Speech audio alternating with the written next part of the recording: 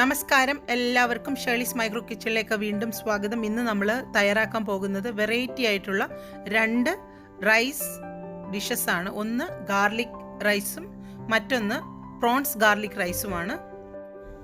വളരെ എളുപ്പത്തിൽ നമുക്കിത് പ്രിപ്പയർ ചെയ്യാൻ പറ്റും. ഒരുപാട് സമയമൊന്നും നമുക്ക് കിച്ചണിൽ കളയേണ്ട കാര്യമില്ല. ചോറും കറികളും വെക്കുന്നതിൻ്റെ 4/1 സമയം പോലും ഇതിന് നമുക്ക് ആവശ്യമില്ല. മാത്രമല്ല, സൈഡ് ഡിഷായിട്ട് നമുക്ക് സാലഡോ അച്ചാറോ എന്ത് വേണമെങ്കിലും കഴിക്കാം. പരിപ്പ് കറിയൊക്കെ നല്ലതാണ്. നമുക്കിത് പ്രിപ്പയർ ചെയ്യുന്നത് എങ്ങനെയാണെന്ന് നോക്കാം. അതിനു മുമ്പ് ഈ ചാനൽ കാണുന്ന ആരെങ്കിലും ഇനിയും ഇത് സബ്സ്ക്രൈബ് ചെയ്തിട്ടില്ലെങ്കിൽ സബ്സ്ക്രൈബ് ചെയ്യുന്ന കാര്യം തീർച്ചയായിട്ടും ഒന്ന് പരിഗണിക്കണം. ഈ വീഡിയോ കണ്ടതിന് ശേഷം ലൈക്ക് ചെയ്യാനും മറക്കരുത്. നിങ്ങളുടെ കമൻസൊക്കെ കമൻറ്റ് ബോക്സിൽ വന്ന് അറിയിക്കണം. ഗാർലിക് റൈസ് പ്രിപ്പയർ ചെയ്യാൻ നമുക്ക് ആവശ്യം ഗാർലിക്കാണ്. ഇത് ഒരു 1/3 കപ്പ് ഉണ്ട്. ഇപ്പോൾ കപ്പ് കണക്കല്ല നമ്മൾ പറയുന്നതെങ്കിൽ വലിയ 2 ഗാർലിക്കിൻ്റെ ആ ബൾബ് ഫുള്ള് നമുക്ക് എടുക്കാം. ഇത് എരിവിന് വേണ്ടി 3 പച്ചമുളകാണ് എടുത്തിട്ടുള്ളത്. നല്ല ഒരു പിടി ഫ്രഷ് ആയിട്ടുള്ള മല്ലിയിലയും.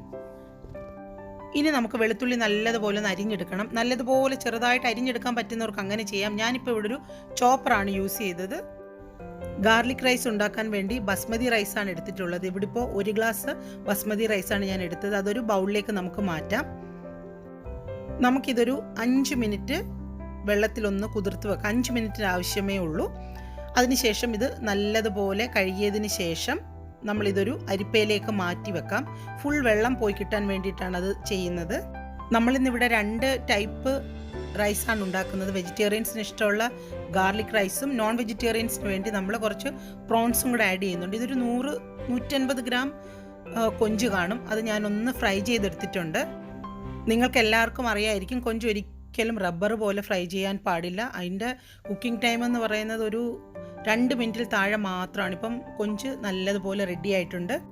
നമുക്കിത് ഒന്ന് മാറ്റി വെക്കാം. ഇനി നമുക്കൊരു പാത്രം അടുപ്പത്ത് വെച്ച് അത് ചൂടായി വരുമ്പോൾ അതിലേക്ക് 1 ടേബിൾ സ്പൂൺ നെയ്യ് ചേർത്ത് കൊടുക്കാം. നെയ്യ് ഒന്ന് ഉരുകി വരുന്നത് വരെ നമുക്ക് വെയിറ്റ് ചെയ്യാം.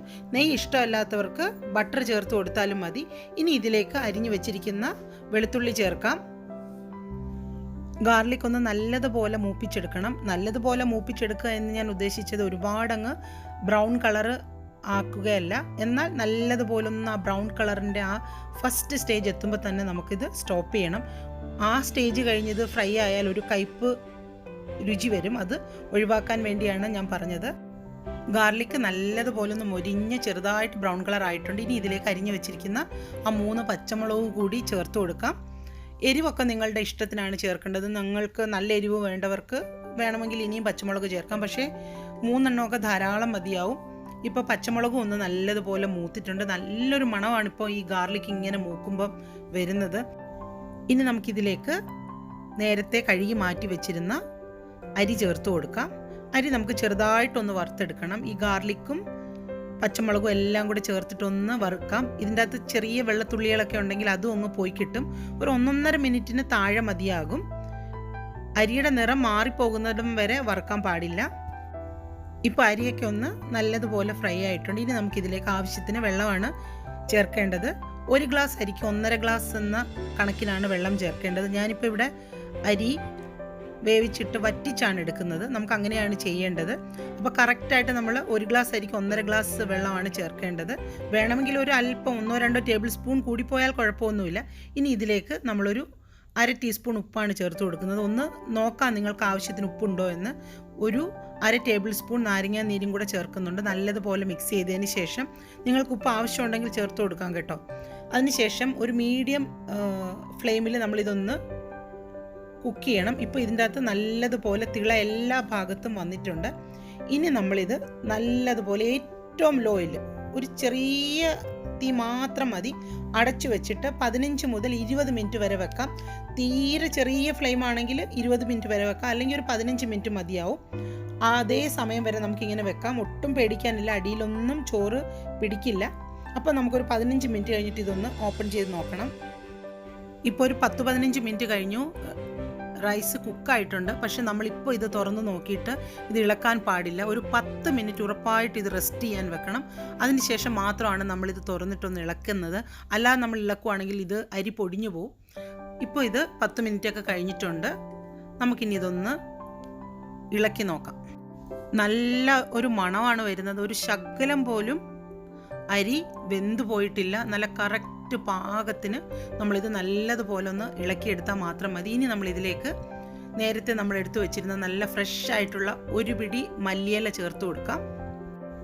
എന്നിട്ടിത് നല്ലതുപോലെ നമുക്ക് മിക്സ് ചെയ്തെടുക്കണം. നിങ്ങൾക്ക് ഇഷ്ടമുണ്ടെങ്കിൽ ഒരു 1/4 ടീസ്പൂൺ കുരുമുളക് പൊടിയും കൂടെ ചേർത്ത് കൊടുക്കാം. ഇഷ്ടമില്ലാത്തവർക്ക് ചേർക്കേണ്ട കാര്യമില്ല, ഞാനിവിടെ ചേർക്കുന്നില്ല. നല്ല മണമാണ് നമ്മളുടെ ഈ ഗാർലിക് റൈസിൽ നിന്ന് വരുന്നത്. വളരെ ടേസ്റ്റി ആയിട്ടുള്ളൊരു ഡിഷ് കൂടിയാണിത്. അപ്പം നമ്മുടെ ഗാർലിക് റൈസ് ഇവിടെ റെഡി ആയിട്ടുണ്ട്. ഇതിൽ നിന്ന് ഞാനൊരു ഹാഫ് ഇപ്പോൾ അങ്ങ് മാറ്റി വെക്കുവാണ്. ബാക്കി ഹാഫ് ചോറിലാണ് പ്രോൺസും കൂടെ ചേർത്തിട്ട് കാണിക്കുന്നത്. നേരത്തെ ഫ്രൈ ചെയ്ത് വെച്ചിരുന്ന കൊഞ്ചിൽ നിന്നൊരു 3 or 4 എടുത്തിട്ട് ഒന്ന് നല്ലതുപോലെ ചെറുതായിട്ട് കട്ട് ചെയ്തിട്ട് നമുക്ക് ഗാർലിക് റൈസിലേക്ക് ചേർത്ത് കൊടുക്കാം.